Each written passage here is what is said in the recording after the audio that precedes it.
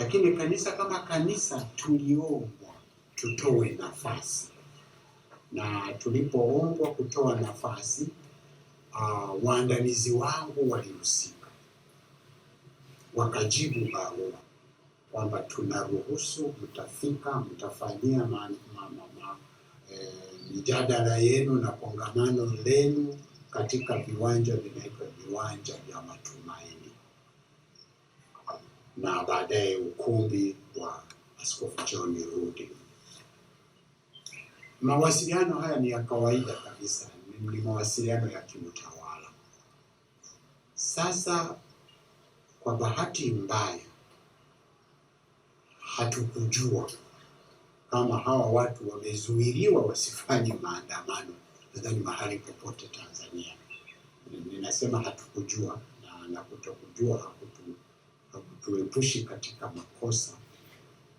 Waandamizi wangu walipokea taarifa kutoka jeshi la polisi hapa manispaa, wakimpigia simu huyo mwandamizi wangu akisema, tumesikia mmeruhusu au mmetoa kibali kwa akina mama wa Chadema BAWACHA. Yule msaidizi wangu akajibu, ni kweli wametuandikia barua na tumewajibu. Basi huyo mhusika, sijui kama ni msemaji wa polisi ama ndiye mkuu wa polisi katika manispaa ile, akasema hatuwaruhusu wafanye vikao vyao, wafanye maandamano yao, wafanye majadiliano yao, wakataze. Mimi nilikuwepo wakati wanaongea. Sema sio kwamba tuwakataze sisi polisi, nyinyi ndio muwaandikie barua, kwa sababu mliwaandikia barua ya kuwaruhusu. Ila akaniuliza, baba, tufanye nini? Fuata maagizo. Kuandika barua sio shida, kwa sababu unaweza ukaandika tu barua, nimeelekezwa na jeshi la polisi kwamba mkutano wenu hapa sio halali, kwa hiyo tunasitisha. Walikwambia andika, lakini tupeleke kopi ya polisi.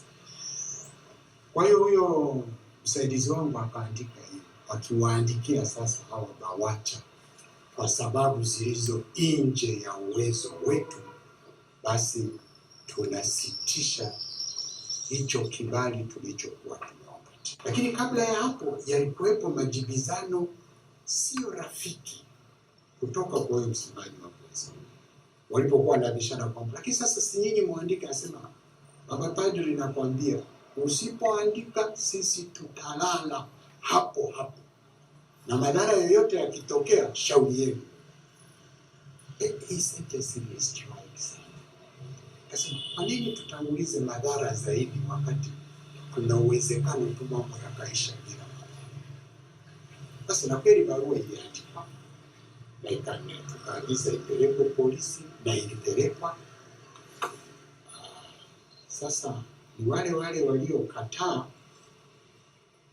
wasiwaandikie hawa watu barua kwamba hawaruhusiwi kufanya mikutano au kongamano mahali popote, ni hao walipoipiga muhuri wakaisambaza kwenye vyombo vya habari.